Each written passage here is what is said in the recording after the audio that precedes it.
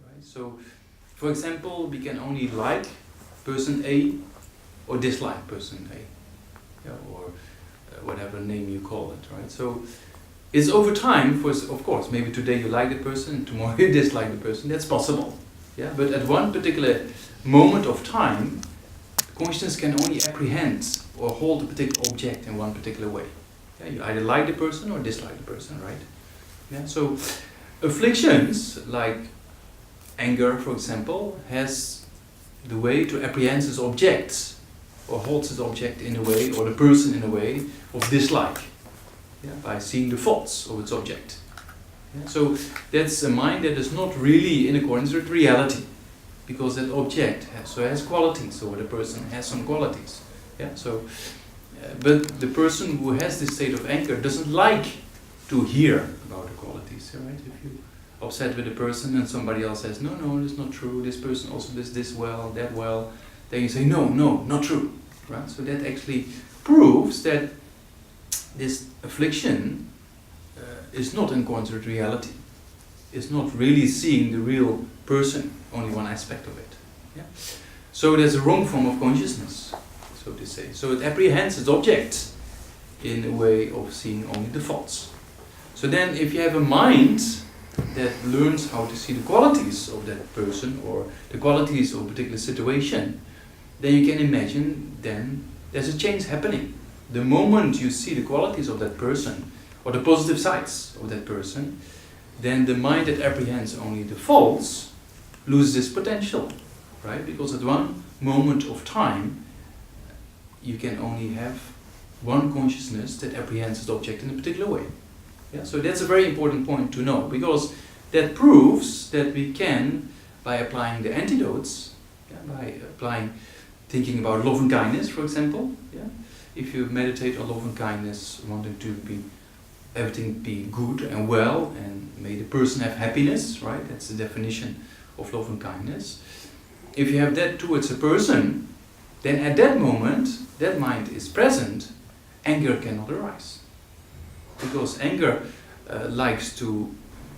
mainly likes to have that person to have suffering, right? Anger is very tricky. Yeah, it likes to.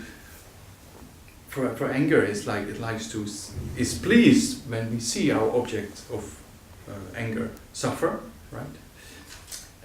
And in that way, if you generate love and kindness to that person, yeah, by different forms of analyzing, by different methods, then it's possible to generate this mind of love and kindness, and then at that time, anger cannot arise. Yeah, you see that? So that's an important point to know, that on a temporary level, we can eliminate destructive emotion. Yeah?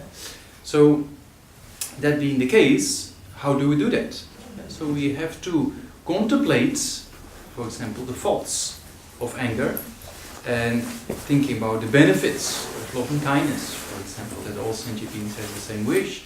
The person who's getting angry at us at a particular time is not that person, but is the affliction that is the enemy. The person not the enemy, the affliction within that person. Yeah, maybe the person says something wrong to us, yeah, or incorrect, but also maybe that person had a few moments of anger, yeah, so because of that told us something, right? So it's like a person who's drunk. Yeah, if you go on the street and somebody is drunk and says all kind of nasty words to you, then you don't get upset, right? You think, okay, this person is drunk, right? But a person who scolds you out of anger basically also is not in control at that time. Similar situation. Yeah? Because whoever, as we said before, every sentient being wants happiness, doesn't like suffering. So also a person who is disturbed by anger and says different nasty things to you, that person deep inside doesn't like this disturbed mind. That person also likes to have peace of mind. Right? So if you think in those lines, then it helps you to become like an objective observer and actually see reality much better than you saw before. Yeah? Because mostly our mind gets colored by our emotions, right? Whatever we see, for example, now today was a bit, morning was a bit sunny, but in the afternoon, sometimes it gets cloudy again. So sometimes we see Delhi as pleasant, and sometimes we see Delhi as unpleasant. Yeah, and sometimes we see it pleasant, but then our neighbor sees it unpleasant, or the other way around, right? But Delhi is the same to both individuals. Yeah, it's just how we mentally perceive things that makes a big impact on how we experience or how we either be happy or suffer. Yeah, so that's another training is how whatever conditions we meet, always to find peace of mind, right? So those states of those mental states can be developed by understanding reality properly. So in order to eliminate these states of destructive emotions, we have to have an antidote, a mind that is exactly the opposite of what that actually how the affliction apprehends the world. Yeah, so that's why if we see the world as dark one day, then sometimes it helps to relax and go for a walk or talk with somebody, and then maybe in a few hours you see the same world in total different picture. Yeah, it's just our mental kind of state of mind that apprehends the external world in a particular way, and that's not always in accordance with reality. Yeah, so that's why if you understand the way of applying these antidotes, the mind that is exactly the opposite as the affliction. So the affliction sees a person or a situation as negative, and we try to see the things as positive.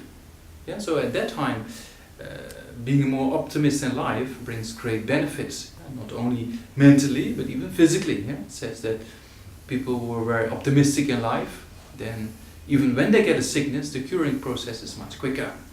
Yeah, so that kind of things in Tibet we say there's a kind of Nang Kipo. It means like Nang means inner and Kipo means happy. It's like you meet people who don't really whatever conditions they meet, they know how to act, and the mind doesn't get disturbed by it. Yeah, so that's if you can come to that state of mind, then whatever conditions you meet, whatever people you meet, you can deal with.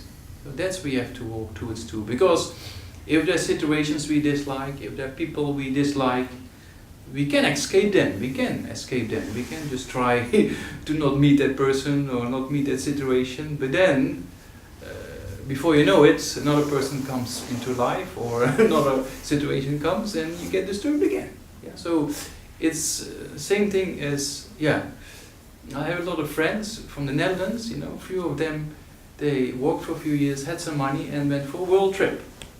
Right? Because they got bored in the Netherlands. It's a very flat country. It's a very boring place. I mean, Amsterdam is a bit more colory and everything, but generous people can get bored. That's a mental state, right? It's not the actual external kind of conditions. That's how you apprehend, because there's many people happy in the Netherlands and some people are not happy in the Netherlands, right? So that's one example. So then they went on this world trip for I don't know how many months, and then they went to one place, got bored, and went to another place, got unhappy, and looked for another place, got unhappy again, and they keep going like that, So then actually later on, they came into these kind of teachings, or how to think, how to analyze things, and then actually they said, I'm very happy now at home. This is what happens. So sometimes you meet the meditators in the mountains, or some of the monks, and their room is so simple. They don't have anything, but their mind is very peaceful.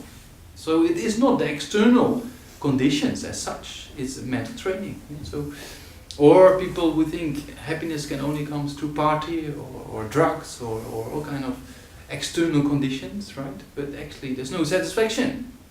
There's no satisfaction gained in, look at all the people who are famous, wealthy, pop stars, Bollywood stars, When you meet them see them on the screen, it looks all nice and glamorous, but when you meet them in person, they feel terrible, And that's why they take drugs, because they're unhappy. Right? So they look for means to become happy, but they don't know how to become happy. That's the problem, So then they get into drugs, but there's no satisfaction, because happiness is a mental state. Yeah, it's a state of an experience of a particular mental state, right? Feeling is a mental factor. Yeah, feeling mental factor can be happiness, can be suffering, or can be a neutral state of feeling. Yeah? So that's why, because it's mental, then the more mental training we engage in, the more easier it will become to have this peace of mind. Yeah? So then you can see it's not an external thing. Yeah? So it's mental training. So how do we get there? How do we get to this state of mind? By knowing how to act, by knowing how to think. Yeah? If we meet a situation, it depends so much on how we think about it, how we actually deal with it. Yeah? So that's why Shantideva, one of the great Indian masters of the past of Nalanda, he always has this very good saying. He says, if you have a problem and you can solve it, solve it. Why worry? Just do it. If you have a problem and you cannot solve it on a temporary basis because maybe you don't have the methods to solve it, then why worry? Then just keep, wait or make a prayer and then that you in the future be able to solve it. Yeah? So because sometimes if we have a physical sickness, how we react mentally can make it much worse. So that's why mental states, I said before, an optimistic life is physical suffering is much easier to deal with than mental suffering, right? So that's because it's our mental attitude.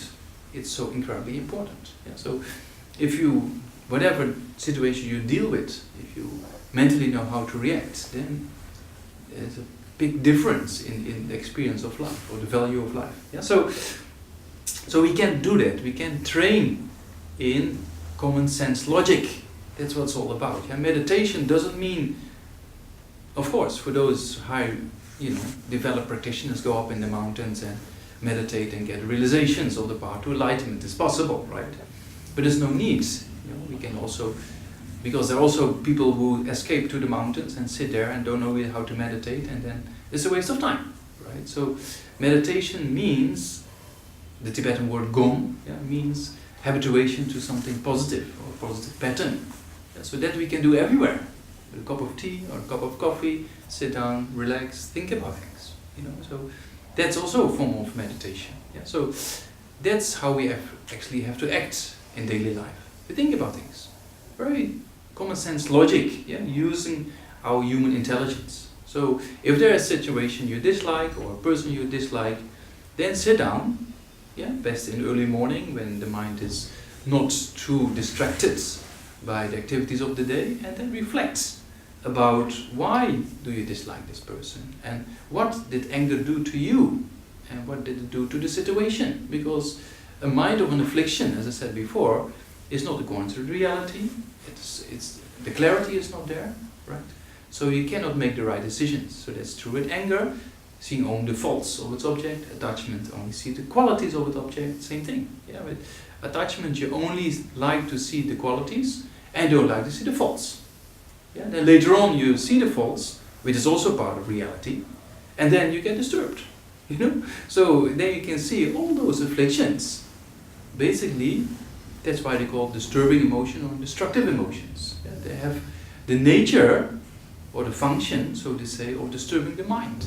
So that's why we don't like that. We don't like the kind of disturbance. We like peace of mind, right? So that's why you have to apply the antidotes to eliminate those afflictions. Yeah, so I said before, if you have a mind that is exactly the opposite of the affliction, how, like with love and kindness, for example, you train in generating love and kindness to the person you dislike. That is not an easy task, right? That we have to do based on what we call equanimity. To see all sentient beings as equal. So how do we do that? Because without equanimity, it's very difficult to generate love and kindness for a person we dislike. If I just ask you, I give you some homework now and in a few weeks come back to me, then it will be very difficult. Just make a prayer, may this person be happy, may this person be happy. That's not really helping you to practice patience. Right? So then we use the technique in order to generate love and kindness for all, including your people you dislike. You first generate equanimity to all sentient beings. So how do we do that? So we think about 3 human beings in your daily life. A person you like, a person you dislike, and a neutral person, or you have an indifferent feeling to a person you just saw walking on the street. So all those 3 people, are actually exactly the same. So we have to come to that conclusion. So then the person we like so much, yeah, then that person we like might be an object for somebody else's anger, or jealousy, or pride, right? So a person we like so much, somebody else might dislike that person, right? But that person, how we see it and how the other person sees it, the person is the same, but it's just been seen in two different ways, or two different consciousnesses apprehends the same object in two different ways, right? We like and another person dislike, but the person is the same. So we like that person because we mainly focus upon the qualities of that person, for example. Yeah, and somebody else who dislikes that same person only likes to focus upon the faults. Yeah, so the person has qualities as well as faults. But it's just two different individuals who see that same person in a different light. Yeah, so that's one aspect of analyzing. The other aspect is the person we like so much, over time, that person can change. Over time, that person can do something we see as a mistake. And then our, good feeling to that person disappears. Right? And then it becomes the person we dislike. And so over time, also that person changes.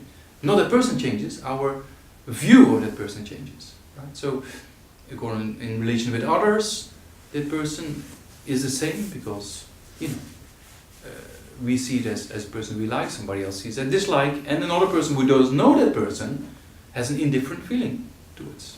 Yeah. So, but the person is exactly the same.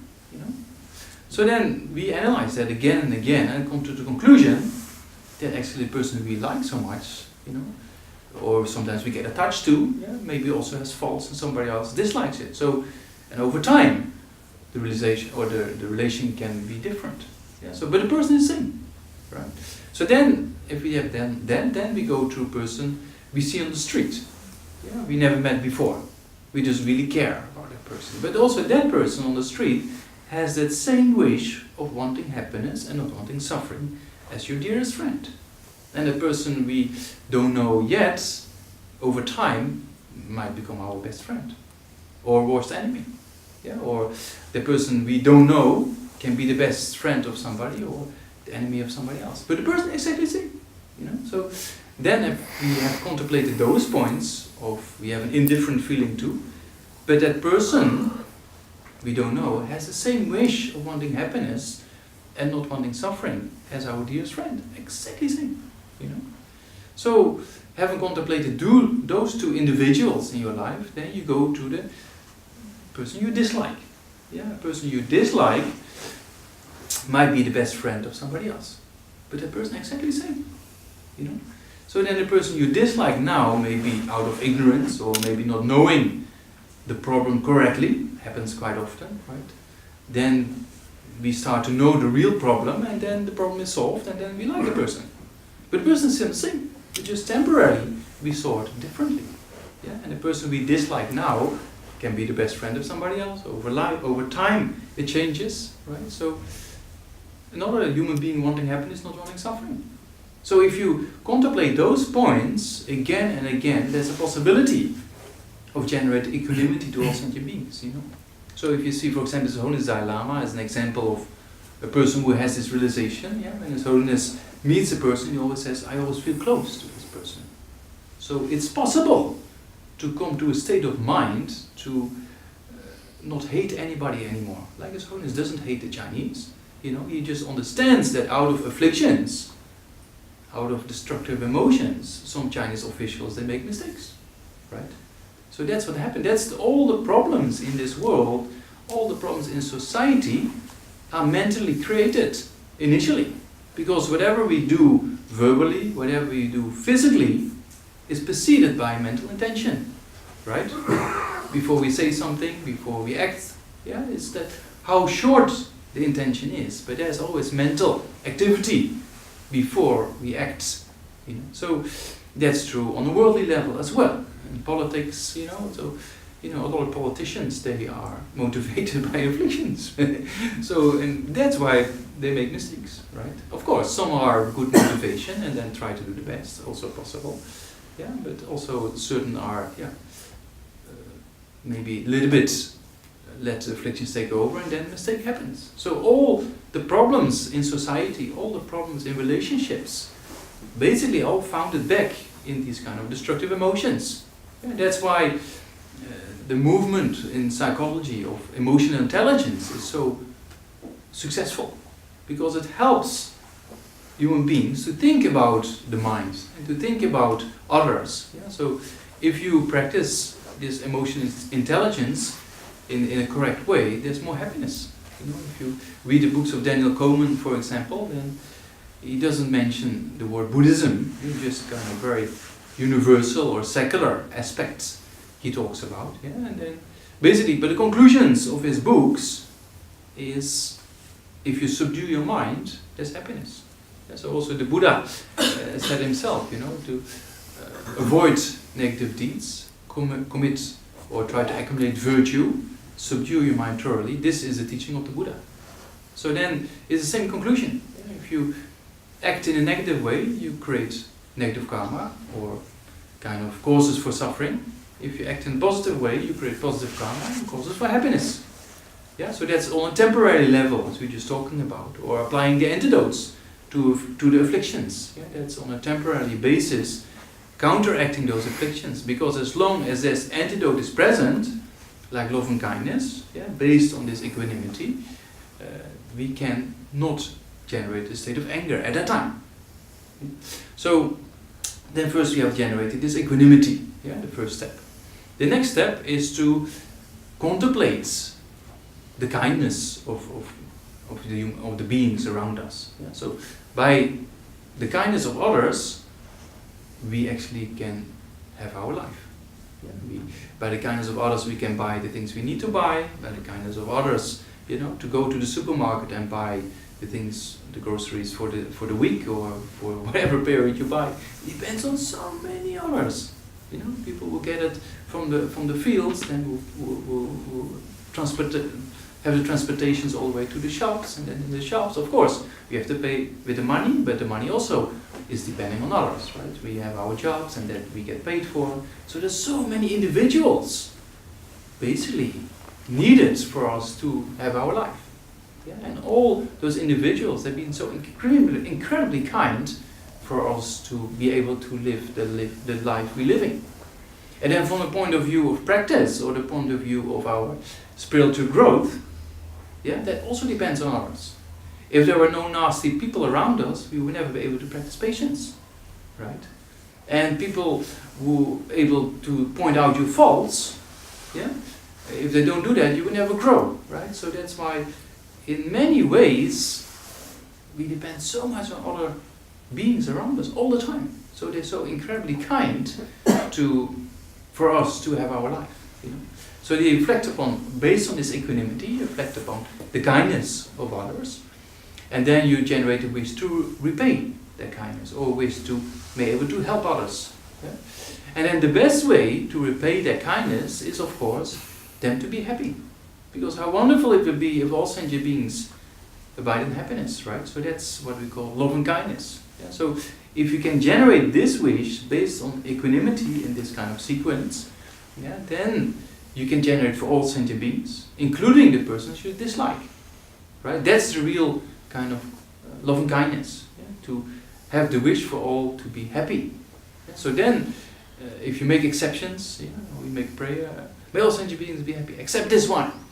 Yeah? So that's a sign that you haven't practiced equanimity well enough. Yeah? So that's why this equanimity is so important. Otherwise, you make exceptions, right? Yeah. So that's why, you come to that state. So then you have love and kindness. So this love and kindness, the wish for others to be happy, if you be able to generate to all sentient beings, including the persons you dislike, before, then the moment that state of mind arises, there's no possibility for anger to come about.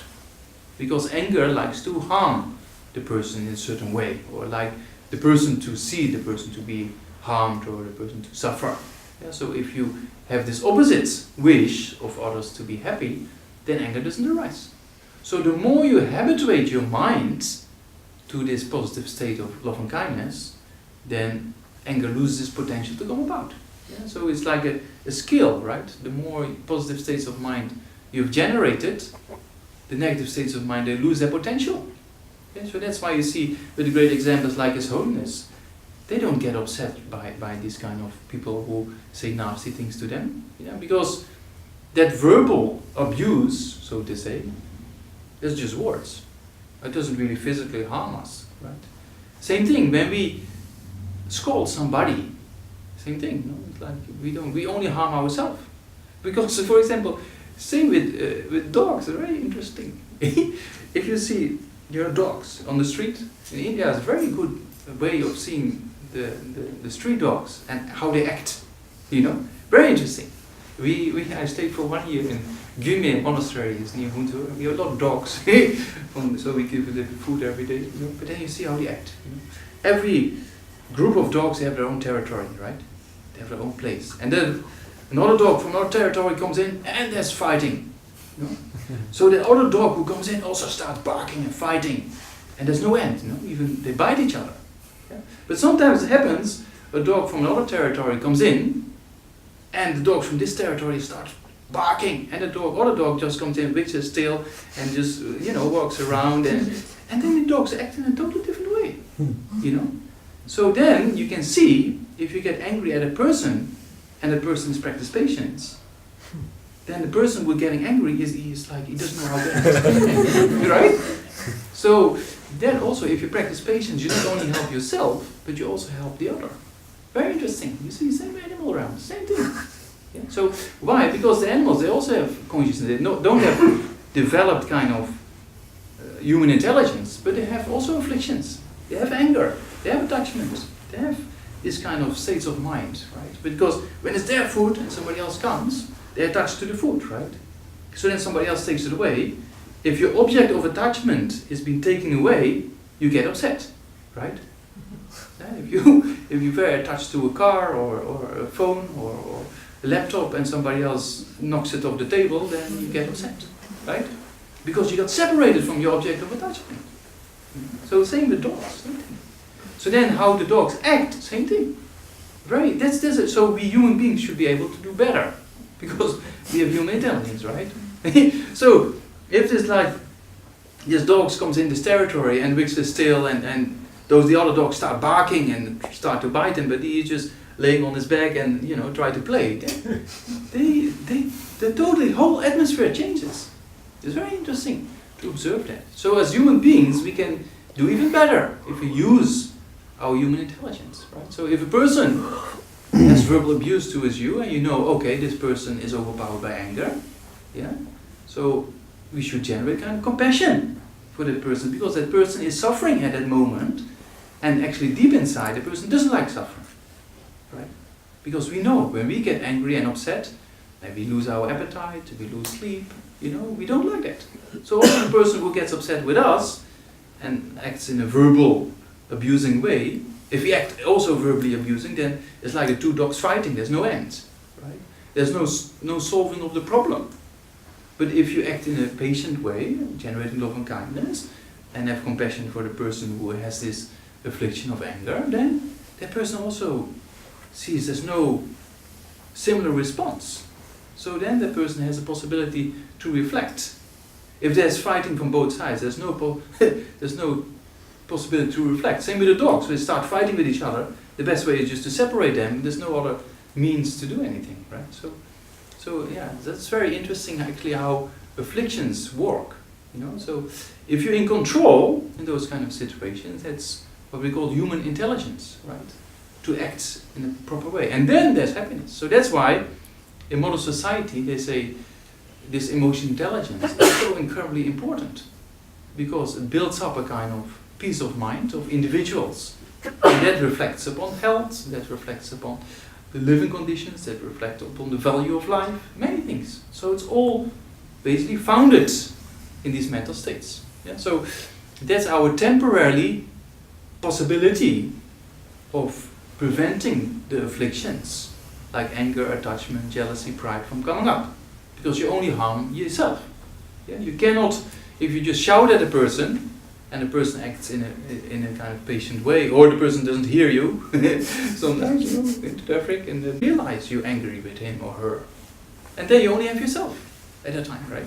Yeah, so that's actually common sense.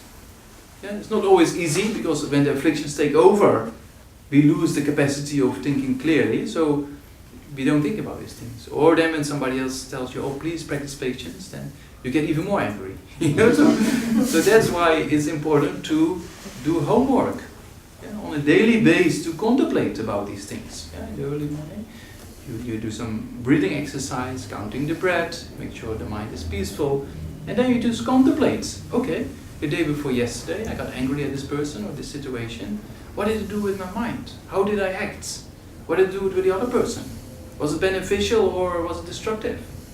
Should I do that again in the future or not? Very simple, 5 kind of reflecting. And then if I practice patience or generate this love and kindness, is that more beneficial for self and others? I show patience to the other person. The person stops shouting at me because he sees there's no kind of reaction coming. So maybe that person starts to reflect. My mind is at peace. I can talk with that person better, maybe solve the problem. So they think about the faults of anger and the benefits of practicing patience, love and kindness, and that actually helps you to change. That will change the mind. And same for attachment, right? Only seeing the qualities of its object and getting upset when you separate it from it. Yeah? So also that is not in accordance with reality. Yeah, because objects, they have also faults, right? And there's a possibility to be separated from it. So same with impermanence and death. Yeah, we're gonna lose family members, we're gonna lose friends, we're gonna lose our dearest ones, we're gonna even lose our own body. Yeah, so to have attachment towards those kind of objects also really doesn't really bring any benefit. Yeah, so then when we talk about love and kindness within this context, it should be kind of love and kindness that is based, being separated from these afflictions. Yeah, because love and kindness or love for the children, for your own children, for example, yeah, then also there should not be mixed with attachment. Yeah, because if the child of the neighbor, yeah, is acting in a way, and your own child acts to that neighbor in a negative way, and then that neighbor's child beats your own child, and then you get angry with the child of the neighbor, but actually the real cause of the problem was your own child. But you don't see that, because out of attachment for your own child. Yeah? So in that way also, love and kindness should be a universal one. Yeah? It should be based on this equanimity. And that's why that's very important to have these kind of understandings. Yeah? So that's actually achieving kind of freedom on a temporary level from these afflictions is possible. You see that? That there's a possibility of, because of having a mind that is exactly the opposite in a positive, constructive emotion, yeah, with the opposite of the object of apprehension, so to say, as affliction, yeah, wanting a person to be happy instead of anger, of love and kindness, right, wanting a person to be happy, instead of having a mind that wants a person to be harmed, yeah, the state of anger. So the more you develop this love and kindness, then anger will lose its potential. That's the power of habituation. Yeah, that's possible. Even if you see the great masters like His Holiness, they have built up this potential. It's not that His Holiness woke up one morning or at the time of birth and he had all these realizations, right? That also came over time. And time, not 1 day or 2 days or weeks or months, but lifetimes. Yeah, so or many years or decades. Yeah, we can change, but it's going to take time. So also don't have too many expectations. Yeah, or think sometimes we can practice patience to a certain extent quite well, but then another person comes into our life which we find it difficult to practice patience with, right? So it also happens. Yeah, so but as long as we keep going, then there's more opportunities to practice patience. Yeah, so about this contemplation. So that's on a temporary level. Why? Because that mind of patience, or that mind in this way of love and kindness, that way it apprehends or holds that object, it's exactly the opposite of the mind of anger. And it's considered reality. Yeah, so it's a possibility, a stronger possibility to eliminate those afflictions. Because the afflictions, first of all, are not in accordance with reality, right? So, and if you have a mind that is in accordance with reality, and holds its object in an exactly opposite way, then there's more a powerful mind to eliminate that affliction, right? So that's on temporary level. And also the afflictions are not an innate part of the mind. Yeah? Like the clouds obscuring the blue sky is still the blue sky. Yeah? They're not a part of the blue sky yet. Yeah? Same as our afflictions are not an innate part of the mind, so to say. They're just temporarily there. Right? They come up, they abide, and disintegrate. Yeah? They're momentarily changing. So they can be taken away. Yeah? So that's a few things about the temporary relief or the temporary liberation of the afflictions. Yeah? So that's a very secular aspect of the Buddhist mind science or Buddhist psychology, whatever you call it. So that's one thing. That's a very secular one. Then, to go into more depth, then, because these afflictions are the direct cause for suffering, right? These afflictions, they cause our mental suffering and they also cause physical suffering. Yeah? That's not only a Buddhist principle, also the medical research also proves that states of mind influence mental and physical health.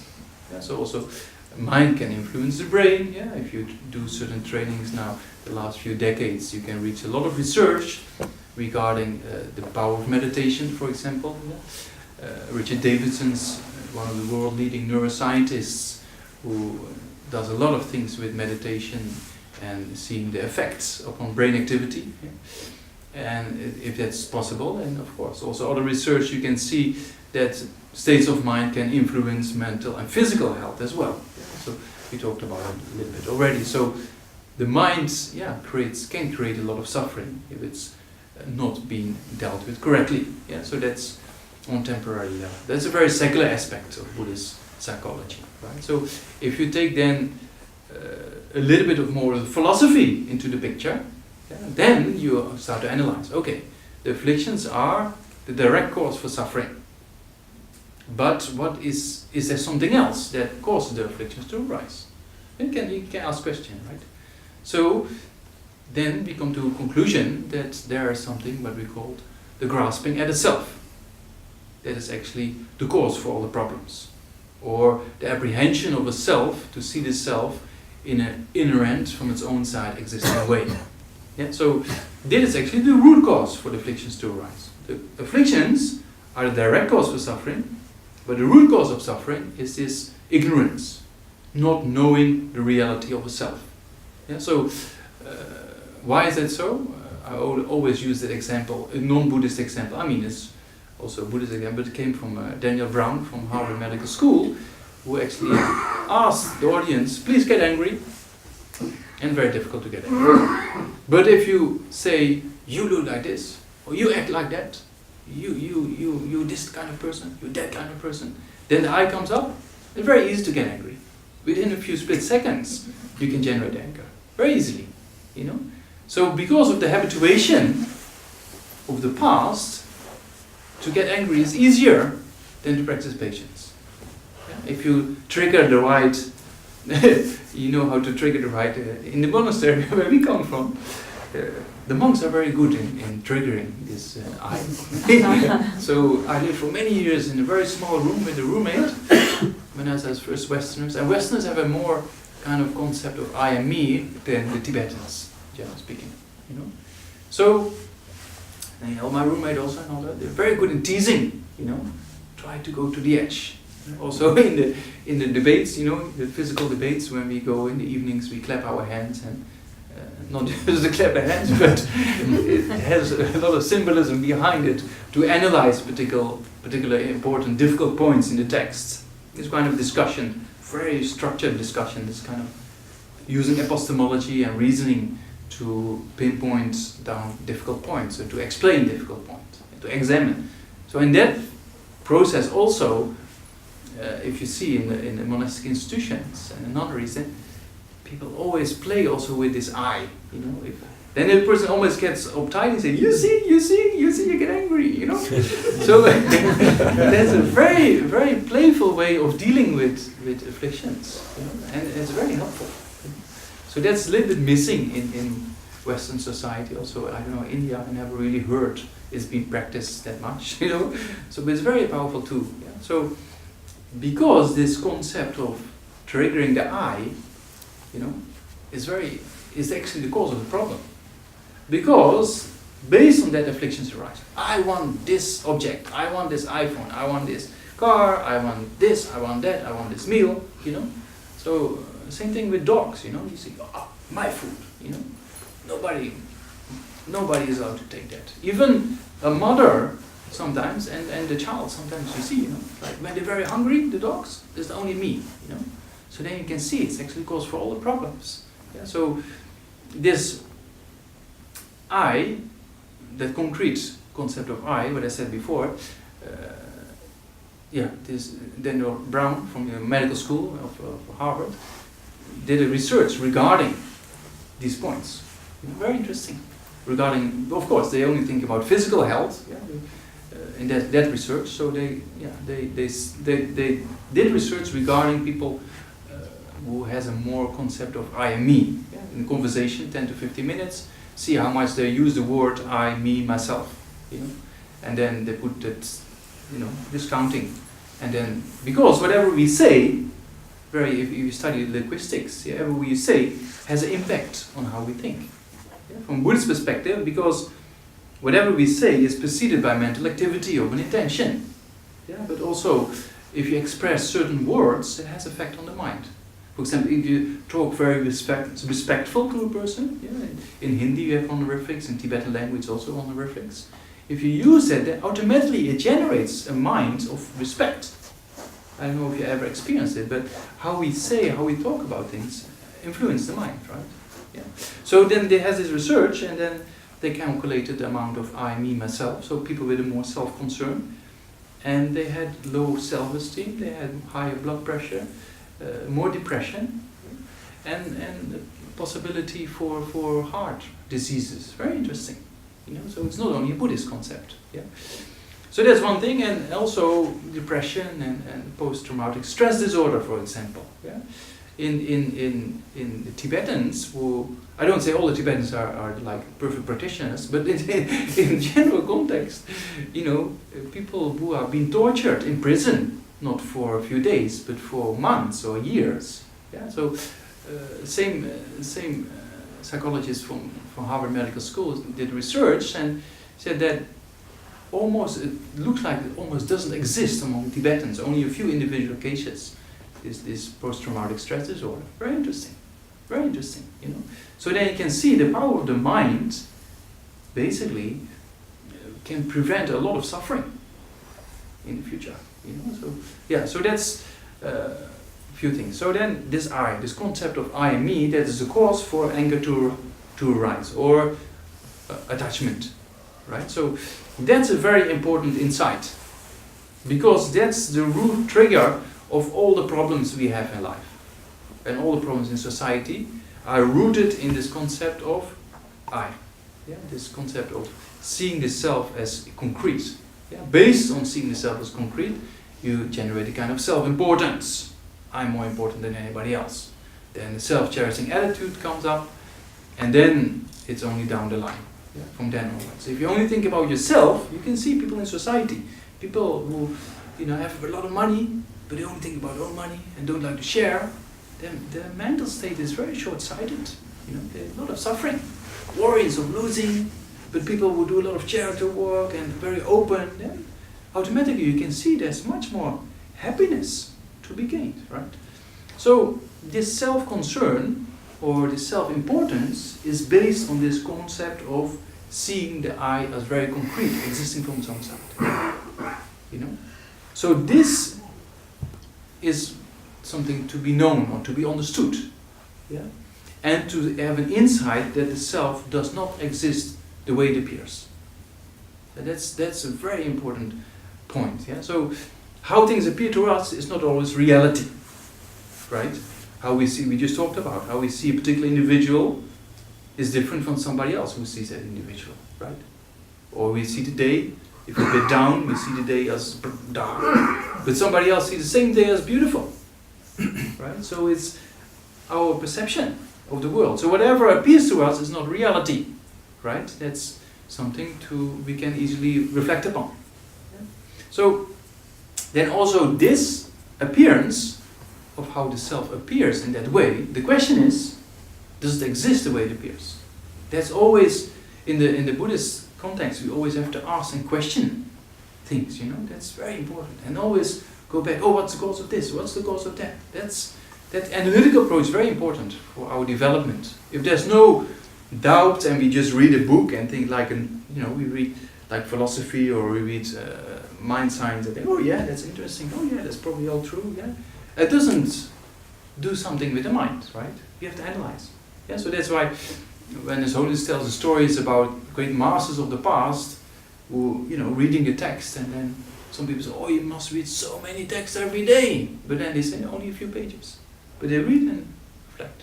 That's very important. In a monastic institution where we have this debate program, every day we just cover 1 or 2 pages. We memorize all the stuff, but then you debate and then you go into depth and then you get understanding. It's very interesting. So that's why we have to analyze. Yeah. So either the self that appears in that way exists or doesn't exist, right?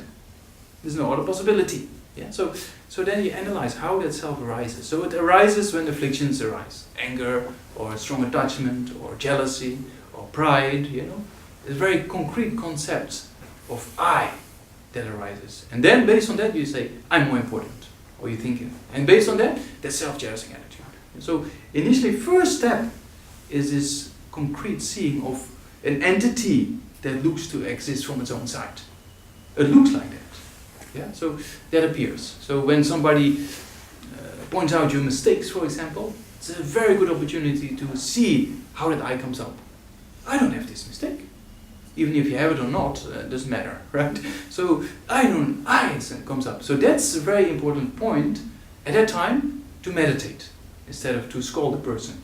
So when a person points out your mistake, just think mentally, oh, this person is so kind. Because now I see how it comes out. So then you analyze. And then you analyze, okay, this concrete I that appears, instead of acting out of anger, just keep quiet. See how it arises. That's the scientific research. A neutral observer checking how it appears. That's how we have to do it. That's a real scientist, right? A real scientist is not dualistic, already prepared with all kind of ideas. No, it observes a particular phenomena in a neutral perspective. Otherwise, you cannot get the right conclusions, right? Yeah. So I always put it with example of people watching a movie or on the iPhone. These days, if you go in the plane or wherever you travel, people's minds are inside the phone, not knowing what's going on outside. They are inside. So when your mind is inside the phone, you're lost. Same with an affliction. When your mind is overpowered, you're gone. But if you look from the side and you see the person and you see the movie, your mind doesn't go inside the movie, right? You don't get really into it, but you just observe. And that's the state of mind you should generate. So you observe how this I appears, which is the cause of all the afflictions to arise. And then you analyze. If it exists, we should be able to find it, right? So if it exists, it should be maybe in the body or in the mind. So you look from the tip of your toes to the crown of your head. Actually, you see the organs, you see the different bones, you see the different muscles and the vessels, and but there's no concrete I to be found, right? Okay, then maybe in the mind. Then you check. You have eye consciousness, ear consciousness, nose consciousness, the mental consciousness, the different senses. There's all fluctuations of moments, of experiences, right? There's no concrete I to be found. Then maybe mental consciousness. So mental consciousness by itself, there's a stream of moments of different thoughts, of different ideas, different reasonings. Also, in that process, there's something concrete from its own side to be found. Because body and mind are momentarily changing, and they're just triggered by a few conditions and things happen. Well, this concrete I looks to appear all from its own side, without any dependence. That's how it appears. And then you examine, and actually you cannot find among body and mind. So then you come to the conclusion, okay, it appears in that way. If it exists, we should be able to find it among our aggregates, among the body and mind. And then you look for it, you cannot find. You cannot find among body and mind. So then it doesn't exist. So actually you see, the funny thing here is the cause of all the problems doesn't exist. So, but we think it exists, and that's causing us the problem. You know. So it's very funny, you know. But unfortunately, it's reality that this concrete concept of I am me, you know, that appears in a particular way. If you analyze it, you can break it down and see it doesn't exist the way it appears. You know. So if you have that insight, then it's like finding a jewel. You know, some people who have this insight is like, oh, now I'll find it, because that's the jewel to happiness. Because that, if you contemplate about these points again and again, then all concreteness disappears.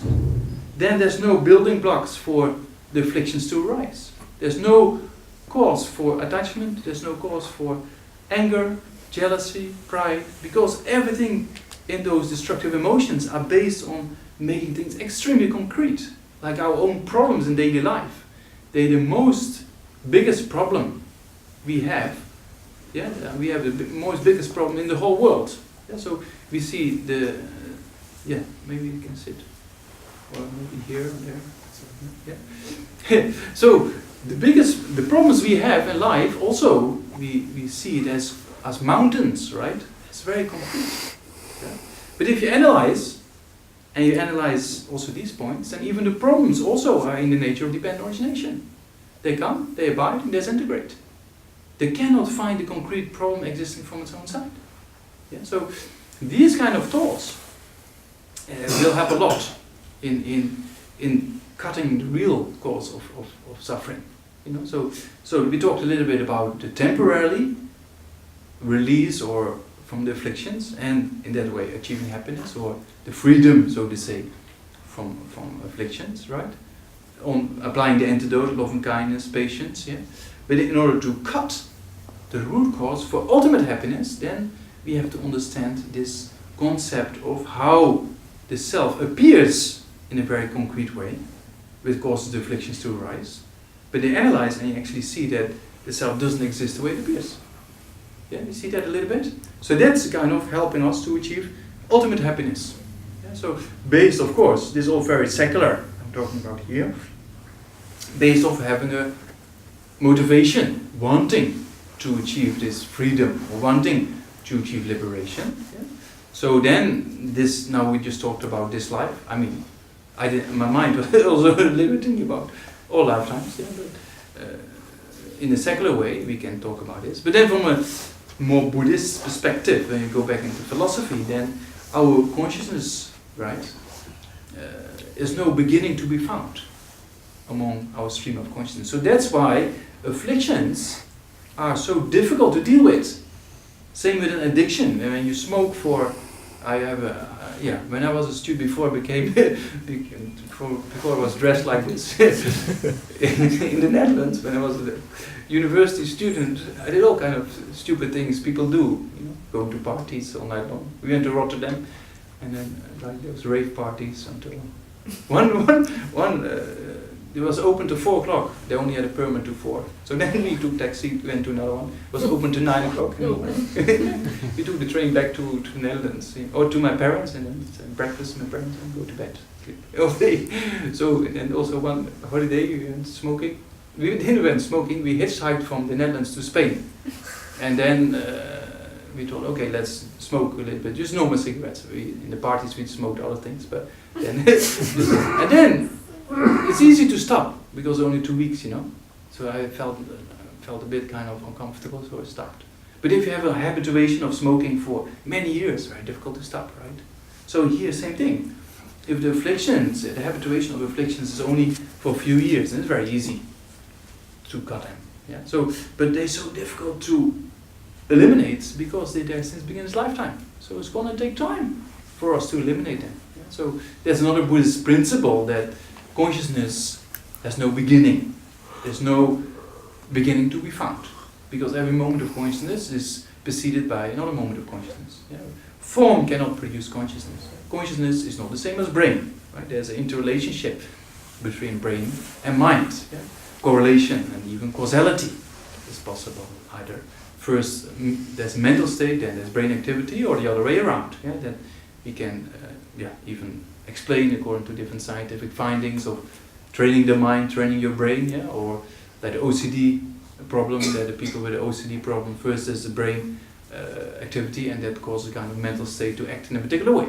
So that's both possible, probably. Yeah. So anyway, so that's a kind of the Buddhist, not we talked about here for the last, 50 minutes or more longer even, about 55. more secular aspects of Buddhism. So then the actual Buddhist interpretation is that since beginner's lifetimes we have these afflictions. Yeah? So that's why it's going to take time to eliminate them. Yeah? But our stream of consciousness can be totally purified, and we can achieve the state of nirvana. We can achieve a state of complete elimination, or complete freedom of all afflictions. Yeah, we saw on a temporary level, we can deal with antidotes, and we can eliminate temporarily the afflictions. But if you find this kind of concrete self, and you see it doesn't exist the way it appears, you take away the root cause, and if you have a real insight into that, it's possible, or direct perception as we call it, it's possible to eliminate all roots of the afflictions and achieve a state of nirvana, or ultimate freedom, which is a state where there's no falling back, there's no suffering anymore, full stop.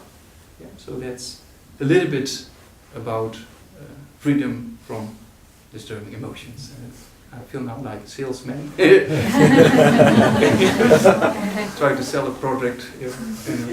So maybe if there are any questions, then we can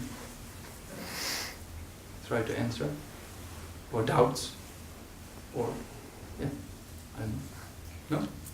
I don't know if you're familiar with Eckhart Tolle. Mm-hmm. He's like the German philosopher. Ale. So he talks about addiction to pain. Like Ale. some people are like just addicted to pain Mm. in their lives, and that pattern keeps getting repeated Ale. over and over again. So what is the...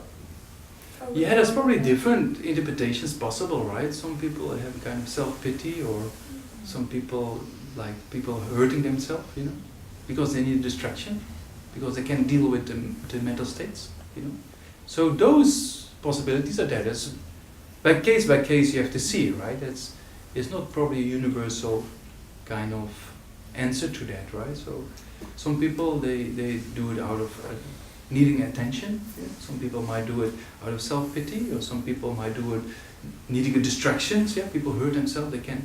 So that's another research I mentioned also yesterday in school, is that there's this research that people cannot sit still anymore in a room without internet access, without mobile phone for 50 minutes. Some people have so much things inside going on, they can't deal with it. They can't sit still. They need a distraction. So some of them, they prefer to have an electric shock in their leg than to sit still for 50 minutes. Very interesting. It's very sad. Yeah. So there's probably different possibilities. Yeah. So if you train this kind of emotional intelligence, some people, they can sit perfectly all by themselves for hours or years and be extremely happy. You know, so that's if you meet a few of the meditators, there's one very, very inspiring example. Lobsang Tenzin. He was in Tibet. He had a very difficult life, very difficult. With family members dying and young, and very difficult. Then he joined the underground, fighting the Chinese. So he killed one Chinese official, had to escape Tibet. He didn't study much, he had no education. So then he came to India, and the Tibetans told him he was a Chinese spy. So again he had a problem. So then he had a very difficult time. Then he joined the Tibetan army later on, you know. And then he got into attending some teachings, you know. And then he went up to the mountains above Dharamsala. He meditated in one of the caves. Then he took ordination from His Holiness, and then went for many years. And then, because he didn't really study much, you know, so because of previous imprints of previous lifetimes, he got some realizations of renunciation, the wish to be free of suffering, and bodhicitta, very strong compassion and loving kindness, extremely. So then he went to see His Holiness. That time in the 80s was quite easy to see His Holiness, especially for the meditators. Now it's more difficult. So then His Holiness didn't question him about those aspects, but he said the view of reality, the way we just talked about, no? The selflessness, the being empty of a self, of a concrete, from which I'm existing self. So he didn't have that view correct. So His Holiness said, you go again for a few years, and he came back, and then His Holiness was pleased. And then he had all this kind of realizations of channels, and Yeah, so he could do a lot of things. So they only sent him to the US for research, scientific research. So then they did all these measurements, and he had a jet lag, and then they put him in this cold room, and they said, now we meditate, and they put all the, the electrons on all the body, parts of the body. But he was just, because he had concentration, so he could just sit for 4 hours without moving, like being concentrated, right? So then, and he could move energies and heat. So they were very impressed. And then he said, okay, they're impressed with the physical thing, but they don't have a clue about the bliss of the mind. So that's that's a mental state, right? So yeah. Why did I tell this story? I don't know. Addiction to pain. Well, people, pain. And then people who could sit all by themselves, because he spent so many years in the mountains all by himself, with a very simple, very almost no possessions, like Milarepa, he stayed in the cave, and then one at night one thief came inside, and then Milarepa told the thief, what do you like to find at night if I don't have anything during the day? So, the simplicity. So there you can see that happiness actually doesn't come from outside, right? It's our mental. Yeah, it's a little bit answer to your question. A bit long answer, but what to do? Yeah. Yeah. Anything else? Yeah. Whenever these afflictive emotions. So when we talk about them, it is also being said that they are not going to be eliminated overnight. Yeah. And it takes long time. Yeah. So it is. It's one of the paramita also, that joyful effort that one puts in. So I want to know that once I know that something is going to take a long time to eliminate, where does the joyful part come from? Yeah. The fact that it's going to take so long, that's the joyful part. Joyful effort means actually enjoying doing virtue, right? So as long as you keep going, there's going upwards, right? If you get too many expectations and then think, put it all aside, then there's no going upward anymore, right? So what else to do, kind of thing, So it's going to work out on the long term, and it's going to take time. But if you move forward and keep going, we go in the right direction. Yeah, if we don't solve our problems, though sometimes difficult, then we go back to old patterns again, and even worse happens, right? So that's one thing, and have this kind of long-term view. It's going to work. And look at examples, Read biographies of Dalai Lama and see how many hardships they went through and what they achieved, So that generates a kind of, whatever difficulty there is an obstacle, take it into the path, So, like His Holiness says, if the Chinese kill me today, I just continue next lifetime. So that kind of mindset is different from our short-sighted kind of few months or a few years, or they think about much broader picture. Same with the people in Chinese prisons, the Tibetans, a few of the lamas. They say, just before getting executed, they say to the official, please give me a few seconds. So then they make a prayer. May the soldier who's going to kill me, may I take his negativity upon me, that he doesn't have to experience it in the future. Pray, and then they say, okay, now we can shoot.